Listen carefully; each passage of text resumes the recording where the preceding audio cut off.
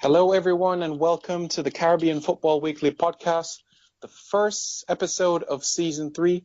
All the best to 2017 to everyone. I'm Simon Preston, and joined as usual alongside Nathan Carr and Santokie Nagulendran. Santokie, how are you doing? 6 weeks has flown by so quickly, hasn't it? Yeah, it's flown by. I'm excited to be back on the show once again to talk about Caribbean football. Hopefully you guys and all our listeners have had a great Christmas and a positive start to the new year. Absolutely. Nathan, how are you, man? Yeah, I'm good, thank you. Good to be back. I hope all of our listeners had a good new year, and plenty to talk about for season 3. I'd just like to say as well that myself and Santokie, for nobody that knows, we met up over the festive break outside my beloved West Bromwich Albion. So my club actually won as well. We beat Hull on that day, so it was a good day all round, wasn't it, Santokie? Yeah, it was a surprisingly good game, and unique place to meet, I would say. Definitely. Yeah, I was definitely going to mention that a while ago. I'm a bit jealous that I couldn't be there, but everything in time. It's good that you guys got to meet up and watch some Premier League football. Are you going to meet up again when Spurs meet West Brom on the weekend? Ooh.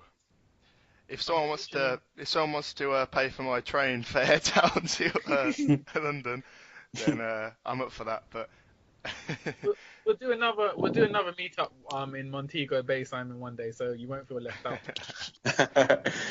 Yeah, I have to get myself to England one day. But it's a pleasure to hear back from you all. It's wonderful, and we do have quite a bit of news to get through today as well. To catch all the viewers up on Caribbean football, quite a lot has happened and will happen over the next couple of weeks or so. Quite a busy 2017 in store for us. Nathan, you mind kicking us off with some news? Yeah, sure. So I think the biggest news item today is the news that Trinidad Tobago, former Trinidad Tobago head coach Tom Saintfiet has resigned. Yes, resigned from his managerial position. Less than a month after his appointment.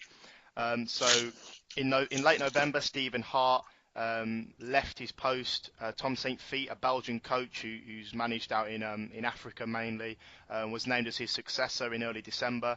And today on his Facebook feed, he announced his resignation, listing the working environment and lack of support from the Trinidad Tobago Football Federation as the main reasons behind his decision. To be quite honest, it doesn't surprise me too much. We might go into this in a little bit more detail later on in the show. So that's a big talking point. And of course, the TTFA will be looking for a new manager now with the World Cup qualifiers only 2 months away. In other news, Zico Lewis, the Bermudian playmaker, he was signed up by Major League Soccer ahead of the Super Draft, which takes place this Friday in Los Angeles. Lewis plays with the Boston College Rams in collegiate soccer in the US, and he's been signed up by MLS. He's been very impressive at the player combine that they've been having this week. He scored a penalty the other day, and he's been very influential there. So hopefully he gets picked up by an MLS club, as I say, Bermudian playmaker, only 21. And finally, the US Virgin Islands Soccer Federation have suspended its president Hilary Frederick, first vice president Joseph Limeburner, and acting general secretary Mida Gaikwad. This is because of internal divisions and financial problems. There's an article online on the Virgin Islands website, news website, which basically explains this, that the executive committee at the USVIFA decided to suspend these 3 officials. Hilary Frederick might be a name familiar to some listeners. He ran for the CFU presidential election in July last year. He was running, but then he pulled out at the last minute. And it was also a bit controversial because Frederick, when the FIFA elections were going on and David Nakid was running, Frederick voted for an extra, put in an extra vote, which made David Nakid's election invalid and he couldn't run. So he's had some controversial moments before, but he's been suspended, and now we await to see kind of the outcome of this and who will take over at the USVIFA. But administrative problems once again in Caribbean football, unfortunately. Yeah, it is quite unfortunate, Nathan. Quite a bit of unfortunate scenarios that has been happening across the region, from the Western to the Eastern Caribbean. It's just hopeful that these sort of matters can be dealt with, and where financial matters are concerned, that it can be quite solved with administrative as well. Santokie, how are things your side news-wide? Guyana has been featured quite a bit in the news, not only in CONCACAF as well, but different outlets as well. What's the news your side? Yeah, so the major news coming out of Guyanese football today is that CONCACAF have written to leading clubs Alpha and Slingers, so the top two teams in Guyana, and told them that they have been disqualified from the 2017 CFU Club Championships. Now, the reason for this is, listeners to the previous shows may be aware, is that these teams are part of four teams who have decided to boycott Guyana's Elite League for reasons which they say are unconstitutional. So they've protested and withdrawn from the league. Therefore, CONCACAF have disqualified them from entering the 2017 Club Championships on the basis that they're not on good terms with their federation. So this will no doubt provoke a lot of discussion within the Guyanese football community. It's also sad for Guyanese football because both teams contain the majority of local-based national players. And so these players have been inactive for about 8 months now, and they also won't get a chance to showcase their talents on the CFU stage. So it's a shame for the development of Guyanese football. And this month is the transfer window in Guyana, so it'll be interesting to see whether the players from Alpha and Slingers do decide to just go to other clubs. In other news coming out from Guyana, Delon Lamferman, a national team striker for Guyana, was unfortunately stabbed in the back on New Year's Eve. He has made a recovery, and today the GFF presented him with some money to pay for hospital and recovery issues. So wishing a speedy recovery to Delon Lamferman. And finally, Jeremy Garrett, the young star from Guyana who was on trial at Sporting Lisbon, he has revealed that he will be invited back to a trial at Sporting Lisbon in the summer with the aim of joining the club permanently on January the 1st, 2018, when he turns 18. So lots of developments in Guyanese football at the moment. Absolutely. Thank you very much, Santokie. And, the transfer market is also open in the Red Stripe Premier League in Jamaica. It would be nice to have some Guyanese players in the league as well. Some Eastern Caribbean players and also Western Caribbean players have done well in this league as well. So we'll be interested to have them as well. News from Jamaica side, Theodore Tapper Whitmore continues as interim manager of the national team. He will be in charge of Jamaica's friendly internationals against United States and Honduras. Both games will take place in the United States. A local camp is presently together in training, and a key invitee of this camp is 19-year-old Shamar Nicholson, who is the present leading goal scorer in the Red Stripe Premier League with 9 goals in 16 appearances. A player who played in the CONCACAF Under-20 Championship back in 2015, which was hosted in Jamaica, and he's eyeing a spot in the Gold Cup as well. So definitely quite an ambitious young player, and I'm looking forward to see what he can be able to do moving forward. And finally, Leon Bailey cleared the air a bit about his international future. He had an interview with Television Jamaica, or TVJ as it's called in Jamaica, a week ago, speaking about that he never really expressed an interest or desire to play for Belgium. They were just interested in him. And he says at this point in time, he's solely focused on club football and progressing with his club in the UEFA Europa League. So we do wish Leon Bailey all the best as he pushes forward. And I'm hopeful that he'll be in Jamaican colours, hopefully by 2018 or so. That would be a wonderful achievement. But he has so cited as well that the administrative issues has to be sorted out for Jamaica. So we hope that can be sorted out quite soon. So with all of that wrapping up news, let's get into the meat of the matter while wrapping up Caribbean Cup 5th round playoff action that took place in Trinidad and Tobago with the hosts, the Soca Warriors, alongside Suriname and Haiti. Nathan, Haiti deserved group winners, you would say? Yeah, I think so. To be honest, I thought that Trinidad and Tobago, for various reasons, would actually top this group. But fair play to Haiti. They scored 8 goals, and a few things actually worth bringing up that happened just before they're going to go out and play. The first thing was a managerial change. Obviously, Patrice Neveu, just a year after his appointment, announced his resignation just before the start of these playoffs. Less than ideal timing. And the domestic-based coach, Jean-Claude Josephat, was named as his successor. The idea, I think, was that Josephat knew some of the local players a bit better. And it turned out to be, a good decision in the end. Haiti were without a lot of their key players. The likes of Johnny Placide, Will Donald-Gourrier, Duckens Nazom, Kevin Lafrance, these guys were not available. So it's pretty much, a B squad. Having said that, a lot of the players, impressed. John Desiree scored and looked sharp up front. I was impressed with Charles Harold Jr., who plays in the Dominican Republic. He looked good. So although that the squad wasn't the best that they could have called upon, they still got the job done in the end. And I think Josephat should be credited for for the way in which he kind of seamlessly took over the reins. They also had a training camp as well, which started in late December, which helped them. So they played 2 friendlies against local clubs, W Connection and Defence Force. And although they didn't win either, there were still decent preparation games for them. So yeah, I think Haiti overall probably deserved to take the group. They're going to go through to the CFU UNCAF playoff, which will probably take place in March, and they stand a very decent chance there. Deeply disappointing for Trinidad and Tobago. Their football is just in turmoil at the moment. As we mentioned before, that the head coach, Saintfiet, resigned.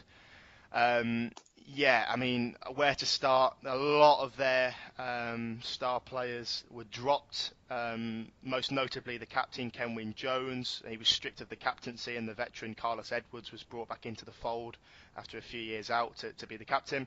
Jovin Jones was dropped. Kevin Molino did not feature. Cordell Cato did not feature. Daniil Cyrus and Jamal Williams were accused of smelling of alcohol and sent home from camp. So there were all of these problems that surrounded the team. And to think that, Trinidad and Tobago had the home advantage, so all of the games were played at the Atto Bolden Stadium, and B, they had extra rest days. Bear in mind, they played their first game on Wednesday and their final game on Sunday, and yet they still lost both games. They couldn't have had 2 better advantages there, really. So, hugely disappointing for them, a real post-mortem for them. And then, Suriname finally, they put up a decent fight. They beat Trinidad and Tobago in their first game. I think that was their first competitive win over the Soca Warriors since 1979. So really historic victory for them. The striker, 20-year-old striker from SV Robin Hood, Ivanildo Rosenblad, looked good. He scored a fantastic goal, the winner against Trinidad and Tobago. He actually came on against Guyana in October in the earlier round of Caribbean Cup qualifiers and scored the winner. So he clearly has a knack of scoring important goals at important times. And yes, Suriname, they put up a good fight as well against Haiti, scoring 2 late consolation goals, but in the end just fell short. But overall, entertaining playoffs. Haiti top the group and go through to that final playoff, where I think they'll most likely play one of Nicaragua or Belize, because Guatemala are not going to be playing in the Centro Copa Americana because of their FIFA ban. So I would say that probably Nicaragua or Belize will finish 5th, and that's more than winnable. I think that's a more than winnable tie for them. So we'll see how that pans out. Yeah, Nathan, I was actually just going to come to that before you're mentioning, and I'll throw it to Santokie. If Haiti was to come up against an El Salvador, a Nicaragua, or Belize, do you fancy Haiti's chances to book in 5 CFU teams to the Gold Cup later this year? Yeah, definitely against Nicaragua and Belize. I think they have a very good chance of progressing. I think if they can get their strongest team together, then they should be able to beat both teams. El Salvador's a bit tougher, so I think El Salvador are equal footing to Haiti. So that will be a good contest, but definitely Nicaragua and Belize. It's actually unfortunate that last time we had a playoff, CFU and Central America, it was Honduras who ended up taking on French Guyana. Honduras were too strong. But I believe if it's Belize or Nicaragua, then Haiti definitely have a good chance. All right, fair enough. And let's just point out there, a point was made by Nathan. In December, Patrice Neveu left the coaching staff of Haiti. He cited that there were some financial situations. A couple of months had passed where he did not receive his pay, although the Haitian Football Federation cited that payments were made to his account, but he still left. So quite a bit of confusion where that was concerned during that period of time. Nathan, when we saw what was going on under Jehoshaphat now with Haiti compared to Patrice Neveu, it's much more aesthetically pleasing on the eye, isn't it, to watch them play? It's actually enjoyable to watch Haiti play compared to what they did in the qualifiers, isn't it? Yeah, I'd agree with that, because I thought under Neveu, and I said it before on Caribbean Football Weekly, they were a bit rigid and and a bit uninspiring to watch. But Jehoshaphat's come in. He seems to favour a 4-2-3-1 formation. He went with an unchanged 11 in both games against Suriname and Trinidad and Tobago. They've got a good balance to the side, I think. As I say, John Desiree, the youngster, looked decent up front. Harold Jr. just in behind. Interestingly, he's put Curvens Belfort out on the left. He's nominally a centre forward, a classic number 9, but he played out on the left and actually looked a threat. They've got Derek Etienne Jr., who plays in Major League Soccer with New York Red Bulls. He shows flashes of his potential. So even with this B squad that they called up, they still looked a threat. Plenty of goals in them, and yeah, they did look generally more entertaining. It'll be interesting to see now, heading into this playoff, which if it does take place in March, that would be a FIFA international date. Does Jehoshaphat, presuming he stays on as manager, continue to use these same players, or does he bring back, the likes of Placide, Guerrier, Naison, Max Hilaire is another one, James Marcelin? Does he bring these players back for this two-legged playoff, or does he, show faith in these players that beat Suriname and Trinidad and Tobago? I mean, what do you guys think? Yeah, it's a good point you made, Nathan. It's quite interesting to see how things will pan out. It is a FIFA date, and you'd assume that he would want to have more of his best players available to him. So will the Central American qualifier, whoever it may be, will call on their potentially strongest 11 full-strength team. And another player for Haiti, I think, that might be in the mix as well is Ronaldo Damas, a 17-year-old. After the CONCACAF Under-20 Championship, he'll be, you could say, seasoned and playing more active football, so he could slot in there as well. Santokie, your thoughts on that, on Nathan's point? Yeah, I think they would be wise to call up their full team. I mean, while they were very attacking and very fluid against Suriname, they did concede 2 goals, and I felt against Trinidad they weren't entirely convincing. It was a very sloppy end-to-end match. So I do feel they would need some added quality as they move along to play Central American teams. And again, if they're looking long-term and want to build towards making a Gold Cup, you'd always need to get your strongest players together. I do feel whilst this team is strong for CFU, and particularly against Suriname and a weakened Trinidad and Tobago side, if they were to play the likes of Belize or Nicaragua, they would need their strongest players to really guarantee progress. Yeah, interesting point you made there. Unfortunately, the Dutch Guyana of Suriname has not qualified for the Gold Cup. I was quite pulling for them in this 5th place playoff, you could say. But as Nathan rightly said, they did give it a gallant effort, and I'm hopeful that they can keep this current crop together. And hopefully, I believe that if they had qualified for the Gold Cup, it possibly could have opened the door for the government of Suriname to do a referendum to perhaps the dual citizenship scenario, because they would say, well, look at this, we're in a major tournament, this can open doors for us. Because if you look at their Facebook page, Nacio Suriname, it shows that members of the Suriname Football Association speaking with members of government about this matter. So it is something that's ongoing. So it is a saga, so to speak. So let's see 2 years' time how they will plan out, how things will go where that is concerned. Will they follow suit like Curacao has done? So I'm very looking forward to that, and I would love to see there to be that dual citizenship scenario where that is concerned.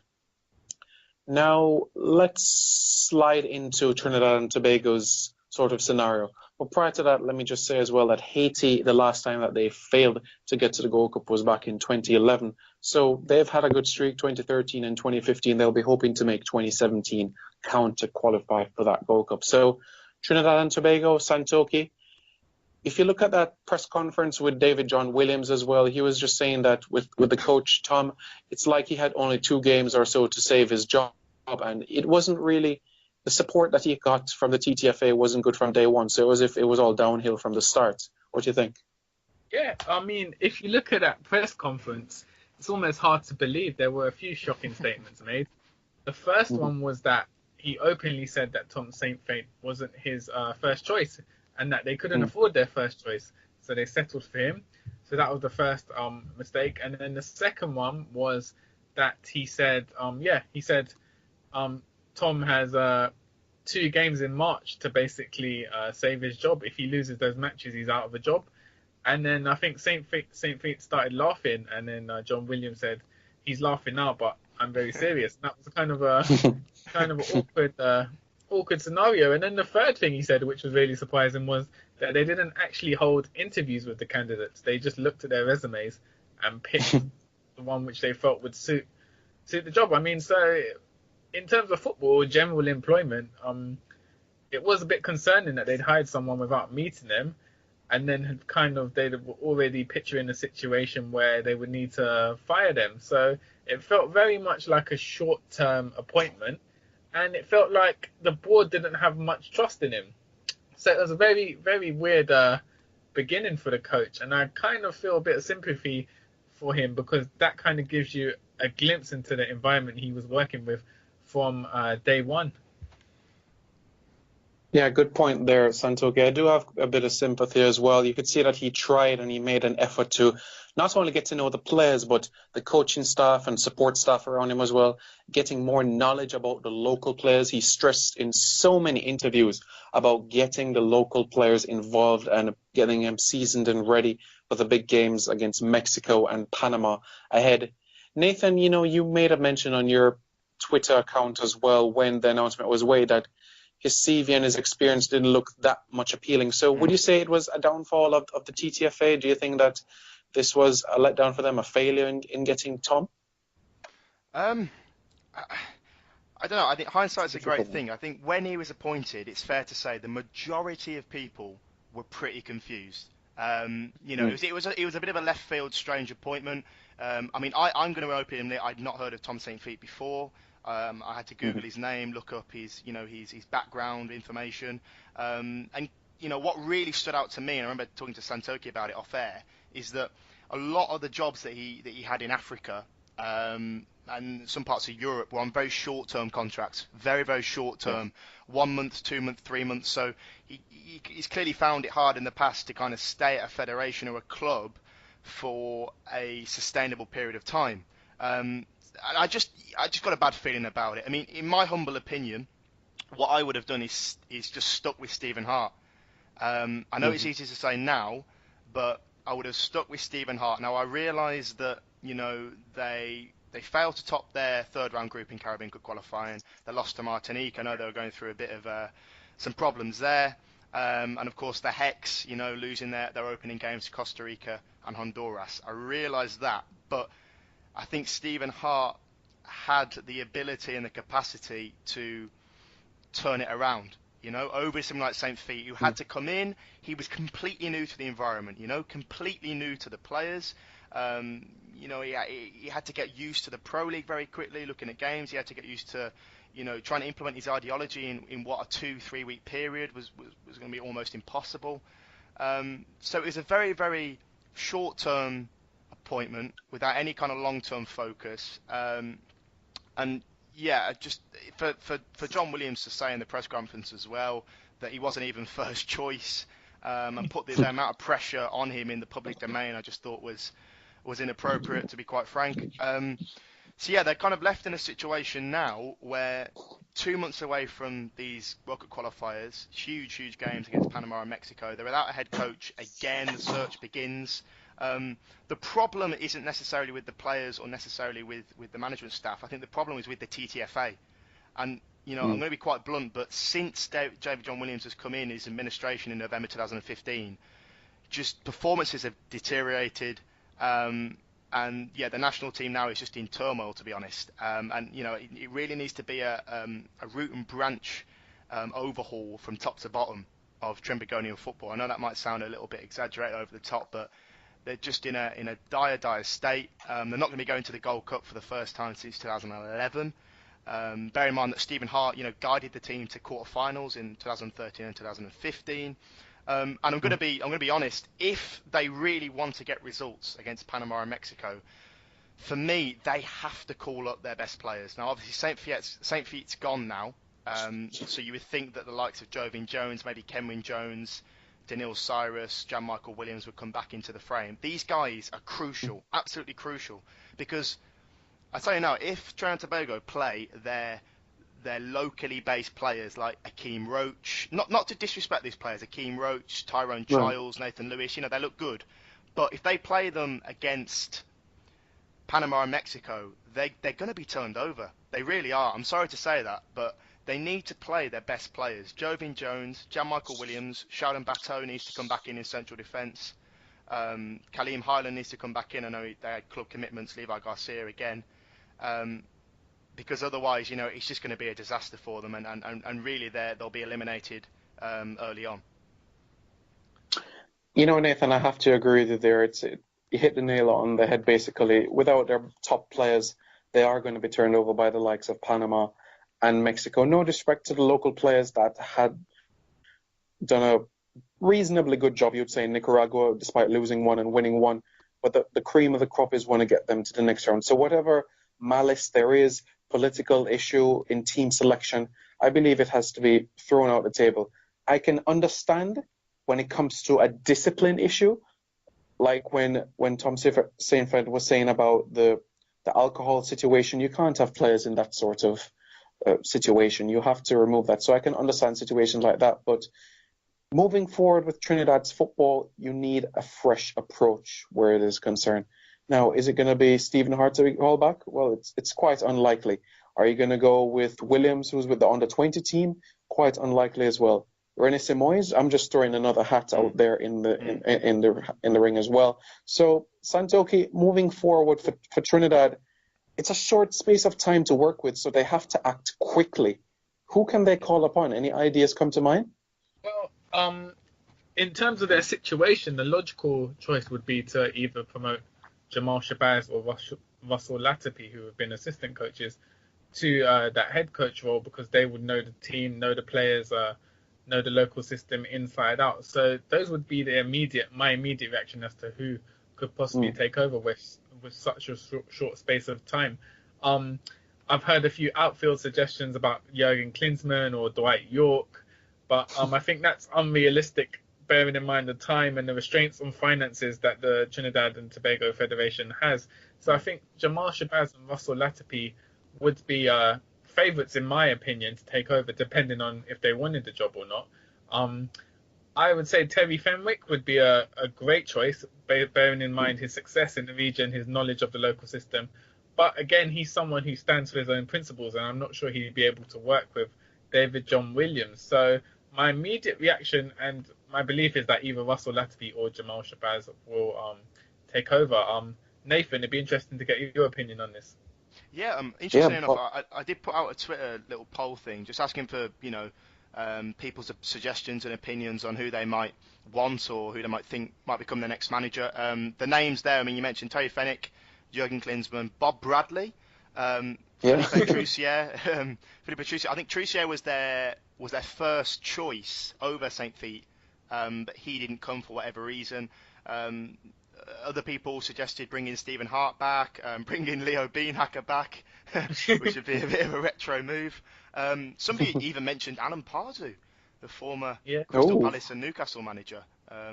Tasty. Which would be intriguing. But I thought Fenwick's an interesting one because he's got the experience. He's got 17 years worth of experience in Trinidad and Tobago football. The only worry that I'd have about him is that he does seem to have a little bit of a temperament. And I'm not sure that his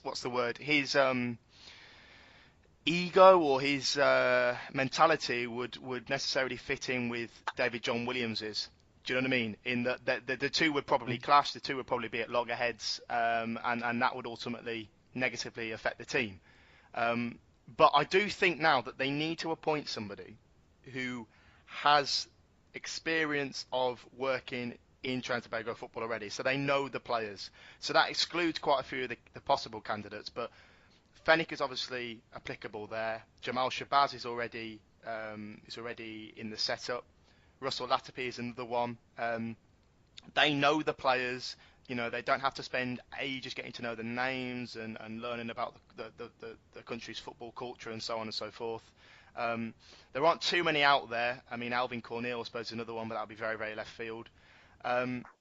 So, yeah, it's difficult. I mean, they really have to.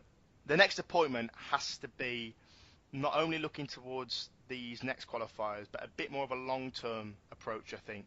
So I think they should, say, look, if it doesn't come off for us and we get eliminated early from the Hex, then at least then we can build towards the Caribbean Cup qualifiers in 2019. We can build towards the Gold Cup and build towards Qatar 2022, because I just think chopping and changing managers all the time. I mean, the next, just a stat for you. I know you like your stats, Simon. Then I read that the next manager, Trinidad Tobago manager, that's appointed will be the 17th appointed by the TTFA since the beginning of the millennium. So, they've constantly chopped and changed their manager throughout the 21st century so far. So they just need a bit more stability. The players need that. The fans clearly want it. The fans are very frustrated. So I just hope, for the sake of their Hex campaign, that they can try and get back on track. But there are various candidates out there. It'll be very interesting to see how they go with. But they've got to obviously factor in their budget again. Because I think the post-Jack Warner days, I don't think they're blessed with an awful lot of money. So that's something to bear in mind. Wow, 17 managers in 17 years. That's a bit like Chelsea, isn't it? Yeah, a little bit. A little bit, but it is quite interesting, the culture, how they've wrapped around it. Like, I remember as far back as the 2002 qualifiers, they had Rennie Simoes in the final round of qualifiers.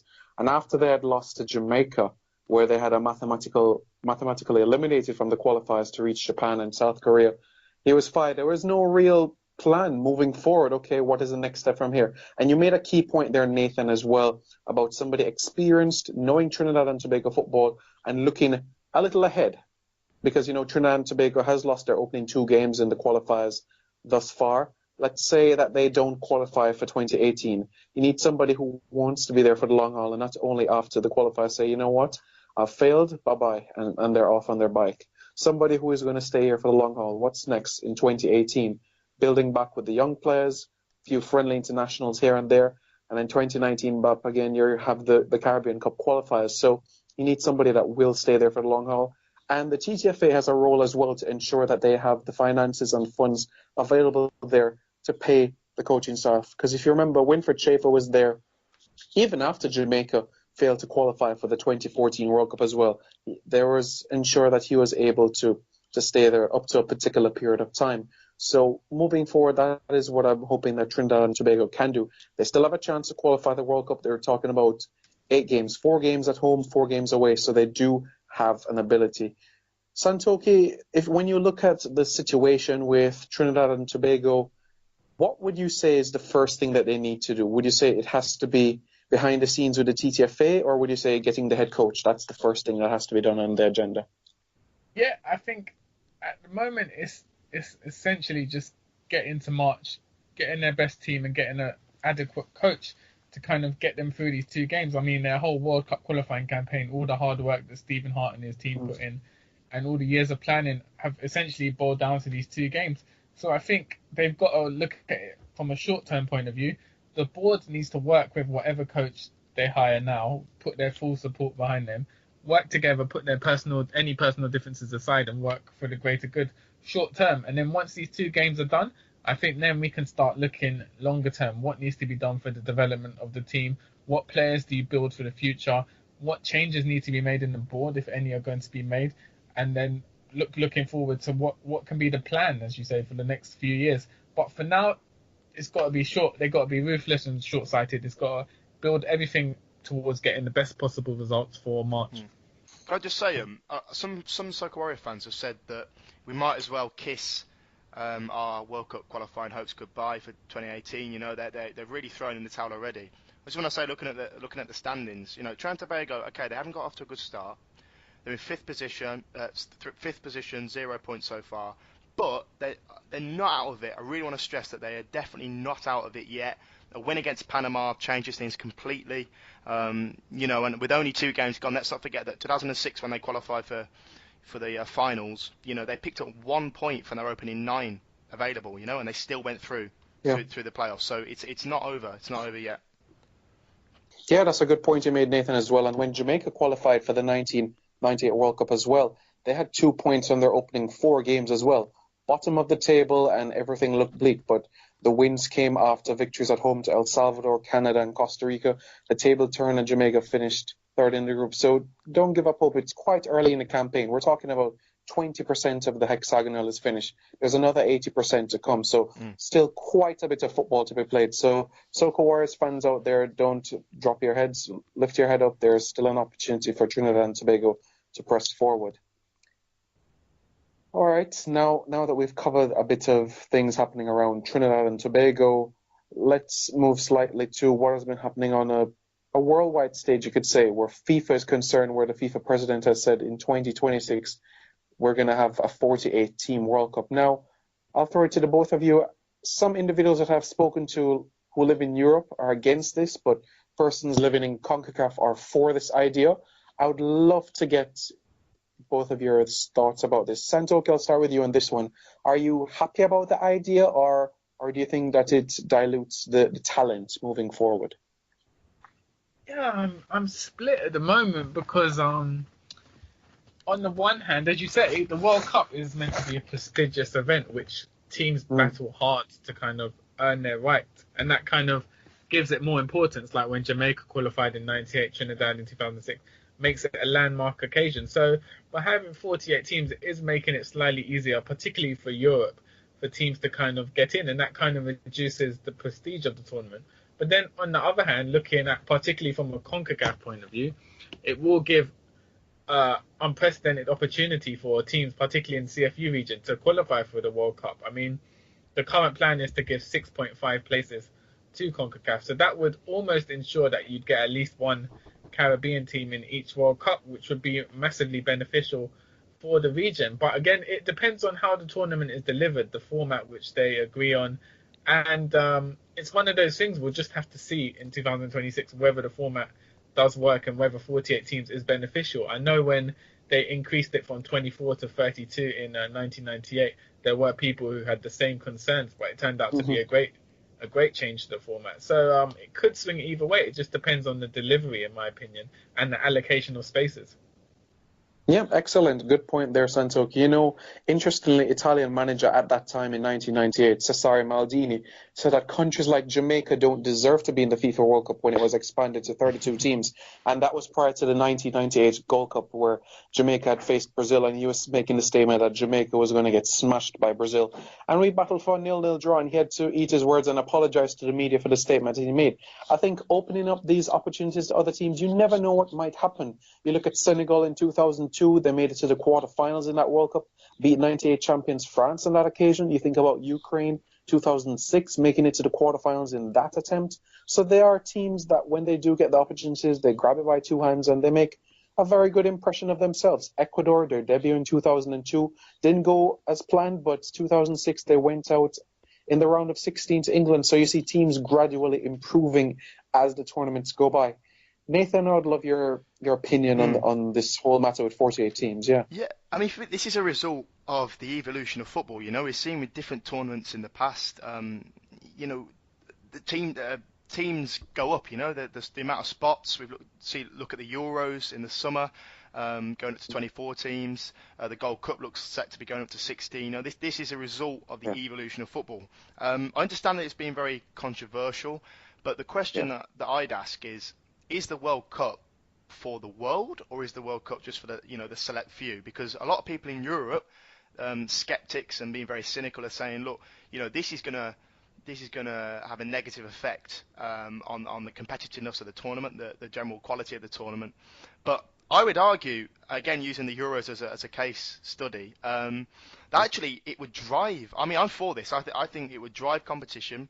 I think it's good for smaller up-and-coming countries, particularly here in CONCACAF, to to be given the chance to participate at the World Cup, even if it is only playing 2 games at the group stage. You know, the point has been made a lot by FIFA President Gianni Infantino that the general vibe given off, you know, when the World Cup happens, just if your country's involved, you know, the atmosphere, it's a real feel-good factor. So I can understand the pros and cons. I just feel that, you know, this argument that, oh, FIFA are using this as a money-making exercise. Okay, yes, they are going to make, you know, significant profit. I think 500 odd million is how much they're going to make, and you know, of course, there are going to be financial reasons to this. But to say that that is the overriding reason for this expansion, I think it's overly cynical. I really do. And I think, yeah, it would be good for CONCACAF. It would be good for a lot of countries in Africa. It would be good for a lot of countries in Asia. And, you know, these bigger nations in Europe, they're saying, okay, well, why are we inviting, you know, why would a Uganda, for example, or I don't know, I'm trying to think of an example, Antigua and Barbuda, why would they, you know, be good for the tournament, the World Cup? Let's not forget England lost to Iceland at the Euros, you know, so there's a bit of complacency, I think, from a lot of, particularly from Europe. And yeah, it's been rumoured that if when they decide the allocated spots, that CONCACAF at the moment they've got 3.5 spots, that might go up to 6.5. Now you would imagine that, you know, the big boys, USA, Mexico, Costa Rica, Honduras would take the top 4. But it's very interesting. It would leave the final 2.5 spots pretty open. You know, you'd have Panama in there, you'd have Trinidad and Tobago, Jamaica, Guatemala, possibly Haiti, even Curacao. You know, they'd be kind of in and around Cuba if they can sort themselves out. So I think from a Caribbean point of view, having this expansion and having more spots for CONCACAF can only be a good thing. You know, and it will give them a better opportunity now, because at 32, you know, with 3.5 CONCACAF places, it really is, you know, it really is very difficult to qualify for a Caribbean nation. And I realise people will counter that and they'll say, okay, well, it's supposed to be difficult, you know, that's the whole point of the World Cup. But it comes back to my point, you know, let's have a World Cup now that reflects the 21st century, you know, let's have a World Cup that incorporates as many nations as possible. And I'm all for that, you know, I'm all for an expansion. I'm for all expansion as well. If you look at it, really, you have over 200 FIFA members, and we're talking about 48 team World Cups. So we're talking about roughly 25% of the globe being involved in the world. So for me, that is good. That is a much better improvement moving forward. I'd love to get the opinions of both of you on this point, where Howard McIntosh, who is a FIFA development officer, made the point that what would be interesting would be to have a Caribbean qualifier, so to speak, where you'd have a Caribbean set of qualifiers where you'd have 1 or possibly 1.5 Caribbean teams qualify for the World Cup. Do you think that CONCACAF would buy into that sort of idea, maybe, Santokie? Yeah, I mean, a dedicated listener to the show, Afloni, on Twitter, he tweeted me just before the show, tweeted all of us. There was an article in the Daily Mail, it's an English tabloid newspaper, saying that the CFU want to break away from CONCACAF and kind of had their own tournament because they feel they're not making enough money from TV and revenue as they could by being part of CONCACAF, so they want to break away. So I do think there are murmurs of the CFU kind of becoming like an independent federation, and perhaps this might play into the World Cup where you have a specific Caribbean-only qualifying spots for the World Cup. So I mean, I would be all for that. It would guarantee a Caribbean teams playing at the World Cup frequently on every tournament. So that would definitely be a good move, in my opinion. I would definitely love to see that happen. Nathan? Yeah, I'd love to see it happen. I would be a little bit sceptical over whether CONCACAF would approve of that, because, you know, naturally, you know, their priorities do lie with, you know, North and Central America, and particularly USA and Mexico. I mean, there has been some talk, obviously, about Caribbean independence, you know, going kind of the CFU peeling away from the rest of CONCACAF, and you know, that's an entirely different discussion, some pros and cons to that. I'm going to be honest. I can't really see that happening where the CFU is guaranteed every World Cup. Every 4 years guaranteed a representative. I can't really see that happening as much as I'd like to. There has also been talk as well. Don't know if we're going to talk about this of an Americas-wide World Cup qualifying format. Now this was on Reuters the other day, and the Venezuelan FA president basically said that there's been talk about CONMEBOL, South America, and CONCACAF merging together and having an all-Americas World Cup qualifying format. Now, my instant reaction to this was I'm not really a big fan. I think there's potential for both to combine in terms of club level and also for this Copa America Centenario type tournament.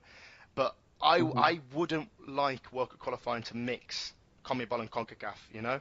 I think that would ultimately favour South America a lot more than the Caribbean, Central America, and North America. There's loads of things to think about, longer travel distances, and I just think Argentina, Brazil, a lot of South American nations would benefit a lot more. So what I'd like to see is CONCACAF World Cup qualifying maintained, but then just modified, not merging with CONMEBOL, and sorting it out, particularly at the preliminary stage, which you said before, and sorting out the straight knockout preliminary rounds, because that can be quite detrimental to smaller nations who get knocked out early. Yes, I agree with you there, Nathan. If you look at it right now, CONMEBOL is a very competitive nation group of confederation of teams. Even the small of teams in the group, like Venezuela, that has never qualified, Paraguay, Bolivia, they're tough places to go to. You think about Bolivia specifically, where they're so high above sea level, similar to Azteca, just a little bit higher. It's hard for teams to go down there and play. I agree when it comes to the regional tournaments like we had with the Copa America Centenario. I don't mind that every 2 years or so like that if you're incorporating CONCACAF sort scheme. But as far as qualifying is concerned, I think it's a little too early to think of that, and that is not something that I would like at all, because I do think that they are a stronger confederation than CONCACAF, and a lot of the spots would be eaten up by South American nations. So for me, I am not for that idea. I'm just hoping that more Caribbean teams can get more involved into those regional sorts tournaments. I've made mention to Santokie already about countries like Guyana, Suriname, French Guyana, geographically so close, but never participate in a Copa America tournament. Santokie, that would be a step in the right direction, and at least playing more football, you could say, in Copa America. Yeah, I mean, playing against South American countries would be amazing for the development of all three of those countries. I mean, particularly French Guyana, if they could get like a friendly against the Bolivia or Venezuela ahead of their Gold Cup appearances, that would massively boost their confidence and development. But it does seem to be there's like an invisible wall between South America and those three Caribbean nations which are geographically in South America. So it's very strange, and I'm not sure whether we ever will see a full integration of the Guyanas into South America. Maybe because the culture's so different, or they don't highly rate the quality of football in the region. I'm not sure, but it does seem to be like as if the countries are invisible in terms of being considered as South American countries, despite being in such close proximity. Yes, it is quite interesting. Spain national team has been invited in the past, but they've cited that they want to rest during that period of time, during their summer break before they get back into La Liga or Premier League football. Other than that, every year, bar the 2016 edition, it's been two invited teams. Usually one is Mexico and the other is another team. We've seen Japan in the past, the United States, Honduras, Costa Rica, even Jamaica as well. So for me, it would have been nice to at least see a Guyana involved or a Suriname where that is concerned. Nathan, just to touch back on that 48-team World Cup, our good friend Shaka Hislop made note to Gabriel Marcotti on ESPN that what he was concerned about with the 40-team World Cup is that some teams would have a bit more rest days than others. If you look at the three-team group, which would be 16 groups, he would be concerned about the rest days because you'd have one team that would have twice more rest days than the others. I would love your input on that matter. Yeah, well, I mean, we've had that in the Caribbean Cup, haven't we? The recent playoffs, Trinidad and Tobago, as I say, played on Wednesday, 3 rest days, and then played on Sunday. So there is that problem, and I can understand why that would frustrate various teams that aren't put in that advantageous position. There's also, of course, with 3 team groups, which it looks like that's going to be the format. There's the issue potentially of 2 teams playing in a final group game and just agreeing on the result beforehand, just to suit them. I mean, it's happened in previous World Cups. So would they have to introduce a penalty shootout at the end of games? Would, like the Caribbean Cup, would there be draws allowed, or would there have to be a winner? So there's this to think about. Now Infantino said that all the logistics and all the practicalities of this expansion will be sorted out in due course when they meet up with these various congresses.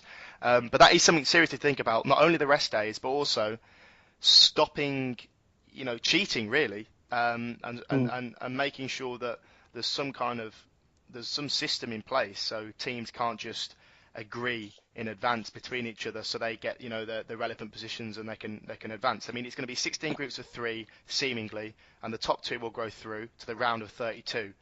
And what they've said, of course, is listen, it doesn't matter because at the moment teams that get to the final play 7 games, and that's been retained. If you play 2 group games and you get all the way to the final, you've played 7 games. And he said, the duration of the tournament will remain the same, 32 days. So that hasn't changed. Obviously, what's changed here is the amount of games that we played. It's gone up from 64 to 80. And of course, it comes back to the commercial, financial side of things. FIFA, TV revenue, more games. There's been an awful lot of criticism. I've been reading online a lot of people's views. There's a lot of resistance, particularly from the European side of it, towards this expansion. And I just say, why not embrace it? Why not embrace this? And we might see some surprise packages and some wild cards come out of it. I mean, I did read a statistic that when they did expand the World Cup to 32 teams in in the 90s, early 90s, there was 170 FIFA countries, whereas now there's 211. So there has been an increase of about 40 countries. So it would fall in line with increasing the slots in the World Cup. Yeah, very much hit the nail on the head there too, Santokie. Yeah, and you can only expect it to improve even more too. You look at nations like Kosovo; they don't have FIFA membership just yet, but they're in UEFA. You think about Gibraltar as well, Greenland possibly in the next couple of years. You look at the British overseas territories in the Caribbean or the French departments. Will they get FIFA membership in the near future? Football can change in a decade or so. So I think when it comes to the number of teams in tournament, it may change as the years go by. And I'm for it because it gives opportunities to teams that normally don't get these sorts of opportunities to play, even into their regional tournaments as well, whether it be the African Cup of Nations or so. The World Cup is a prestigious event and everybody wants to be involved. So it is about capturing as much as you can involved in it. And Mr. Infantino was making the point that in a few months' time, we shall be aware of how much allocations will be given to each confederation. But Nathan was making a point earlier about maybe 6.5.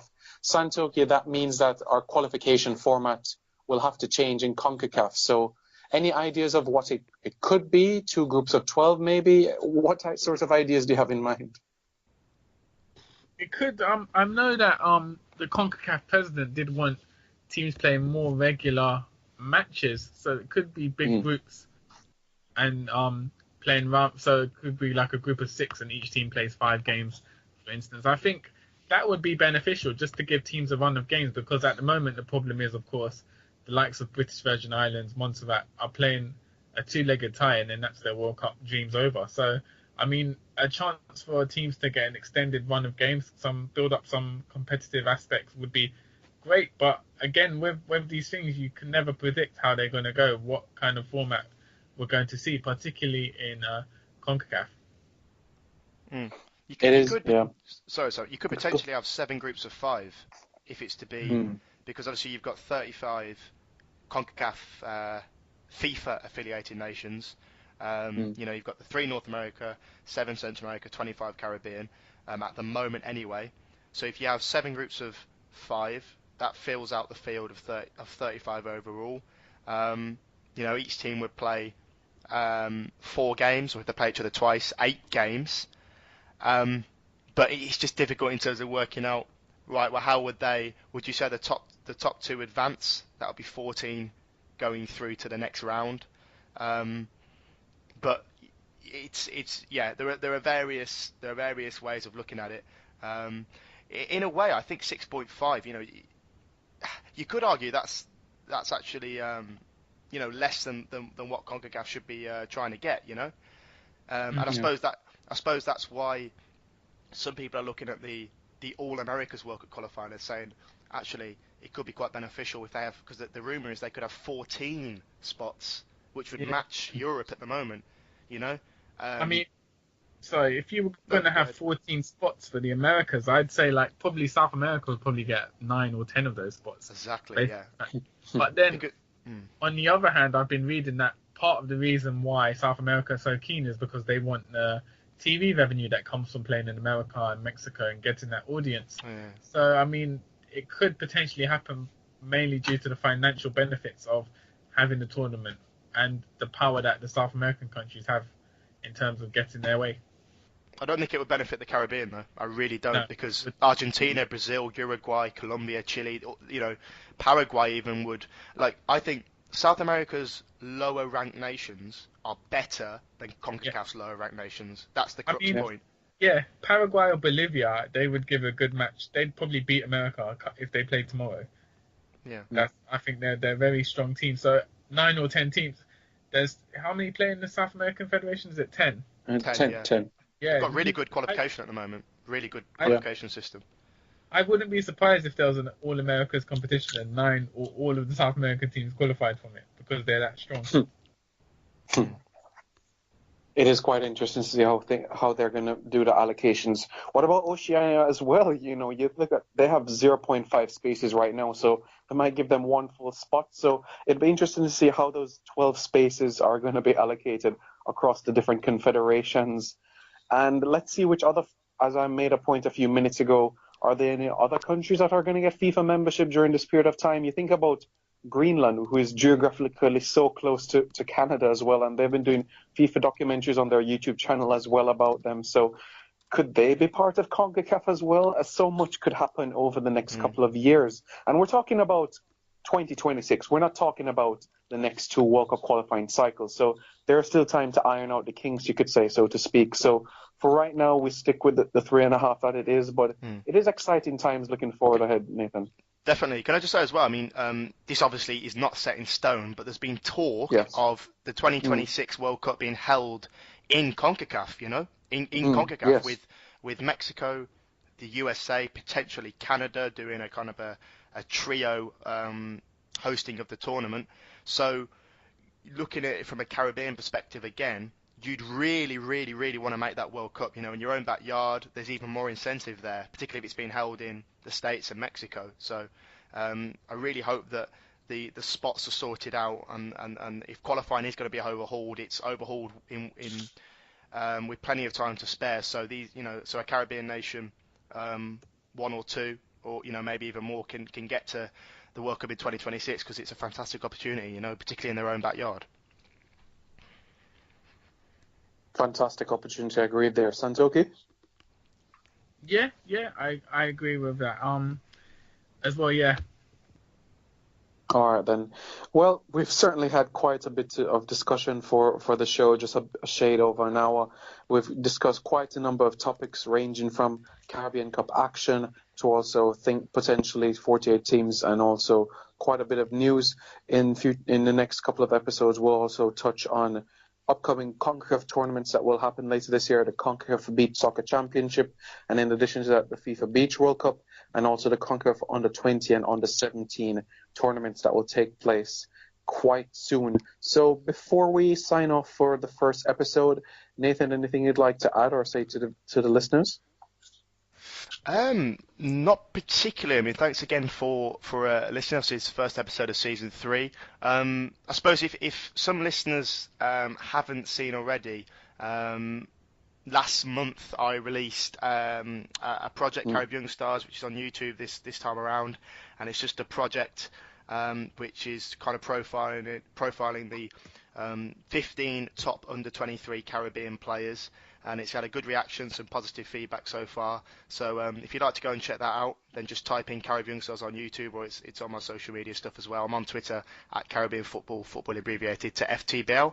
But no, thanks again for listening. And if you've got any thoughts, any of the listeners on the World Cup expansion, or any of the stuff that we talked about, maybe who do you think should be the next Trinidad and Tobago head coach, then do get in touch with any one of us. Yeah, definitely. Any questions that you do have for us, feel free to message us on Twitter, myself, Nathan, or Santokie as well for any questions. And I do recommend to all listeners as well to go and watch that YouTube video of Caribbean Young Stars 2016. Quite informative, and Santokie are even featured in that as well with Tevin Slater. Isn't that right? Yeah, I did focus on Tevin Slater, the fisherman who would go on to become a World Cup qualifying star. All right, quite interesting there. That video has just a shade under 1,500 views thus far. It's gotten quite a bit of reaction over the past few weeks, so definitely do take a look at that video. Santokie, anything you want to say before we sign out?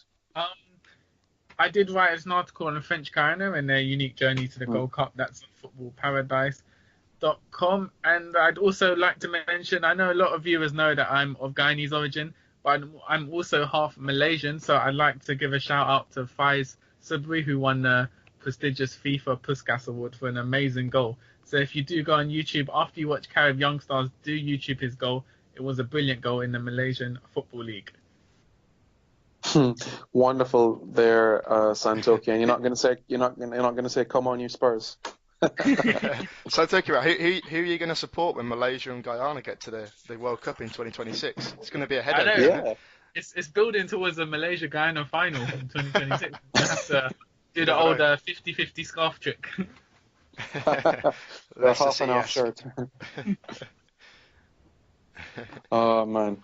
Exciting times ahead. Well, thanks very much, gentlemen, and thank you to all the listeners. Thank you for listening, and stay tuned for episode 2 next week.